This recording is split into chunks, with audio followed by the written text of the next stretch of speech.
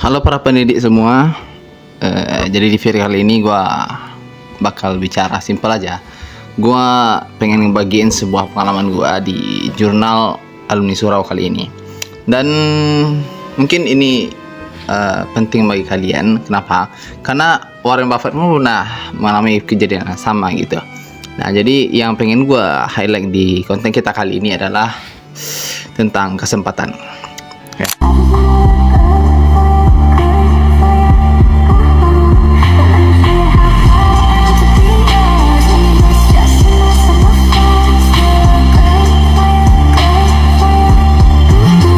Jadi teman-teman, gue belakangan pengen nyari sesuatu kayak mainan gitulah, hadiah gitu buat seseorang, someone.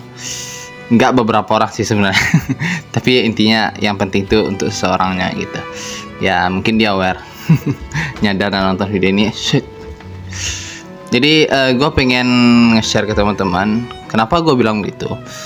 Gue menyadari sesuatu pak belakangan ketika gue mencoba mencari sesuatu di sekitar gua, dan gua menyadari bahwa kesempatan itu sangat susah untuk datang dua kali. Kenapa begitu? Ketika itu gua pengen cari sebuah mainan kayak boneka, mainan figuran kayak inilah, untuk gua kasih ke seseorang. Tapi waktu itu gua lupa bawa uangnya pak. Dan ketika gua lupa bawa uangnya itu, ya sama gua mikir mungkin nggak kali ini gitu. Mungkin gua bisa mencobanya lain kali, dan tapi gua salah.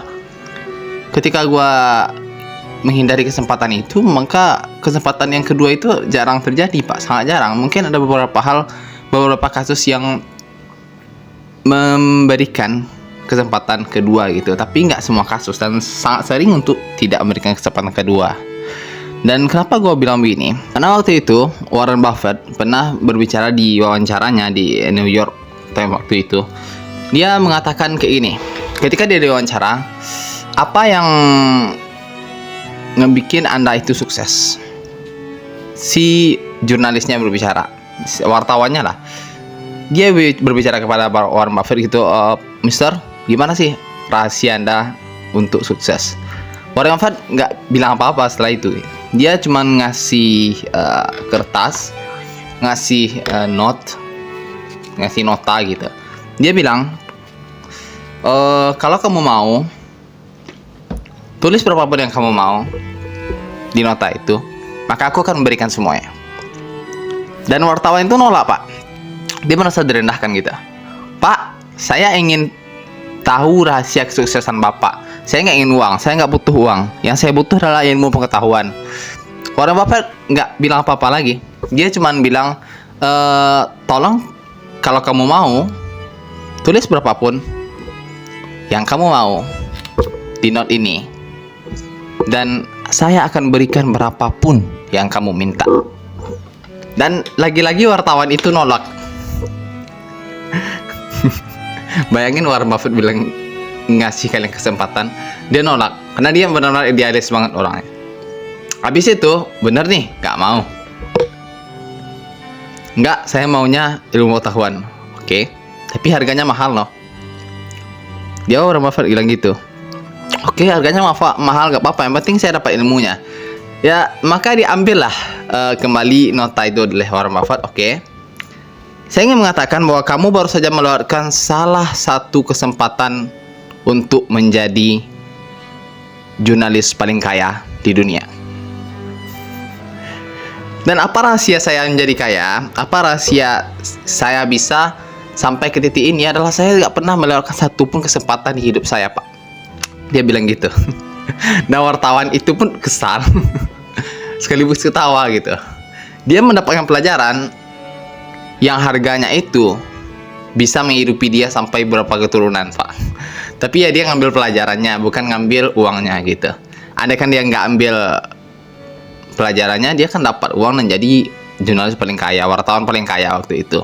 Tapi dia ngambil pelajarannya, dan it makes sense. Karena sampai sekarang pun gue yakin setiap pelajaran yang mahal, setiap pelajaran yang berguna, setiap pelajaran yang benar-benar berpengaruh kepada hidup kalian itu harganya itu akan jadi sangat mahal sampai pelajaran itu benar-benar berefek kepada kalian. Dan ketika itu Warren Buffett mengatakan, andai saya jadi Anda, saya nggak akan lewatin satu kesempatan ini. Dan waktu itu gue cukup termenung, Pak. Kenapa? Karena untuk mencari sebuah mainan saja, gue melewatkan satu kesempatan dan akhirnya gue menunggu sampai berminggu-minggu sampai menemukan hadiah itu lagi. Ya, gue mencari kayak figuran kayak gini lah. Akhirnya gue menemukan lagi setelah berminggu-minggu, Pak. Bayangin, memang kesempatan yang sama tidak datang dua kali, tapi kesempatan itu akan datang pada orang yang selalu mencoba dan tidak pernah menyerah. Nah, itu benar. Tapi kalau bisa dalam kesempatan pertama, kenapa tidak? Dan dua juga make sense juga. Zaman sekarang orang mengatakan dengan adanya gadget kita sangat susah untuk fokus. Kita benar-benar dikuasai oleh gadget, dan gua nggak menentang hal itu. Gua juga merasa seperti itu karena gadget juga membelenggu kita dalam kehidupan sehari-hari kita. Tapi tidak hanya itu.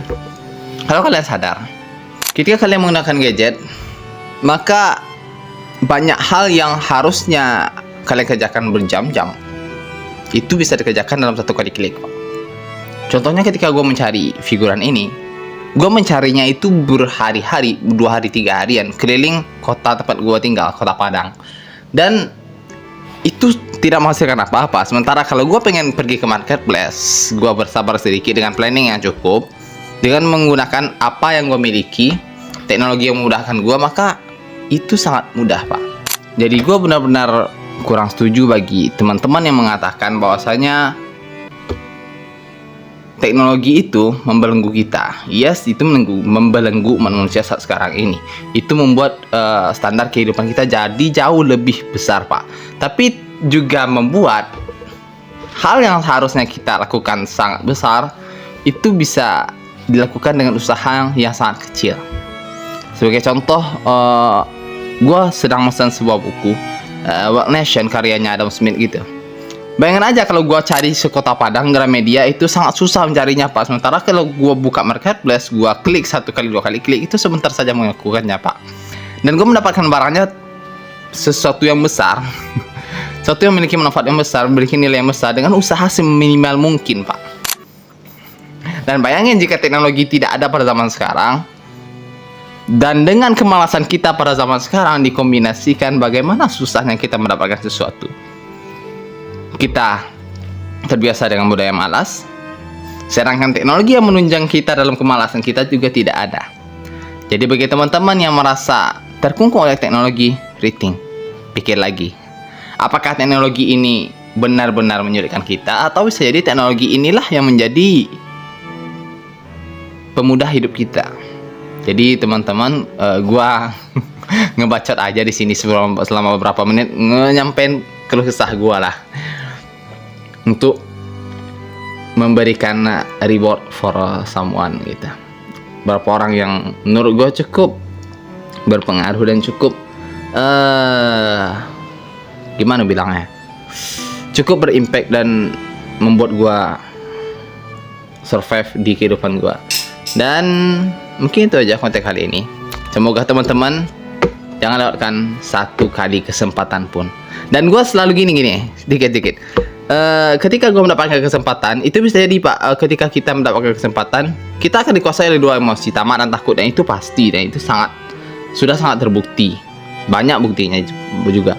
Dan gue selalu menjalankan teknik ini. Ketika gue mendapatkan sebuah kesempatan, gue akan ngasih waktu otak gue untuk memikir selama 2 menit.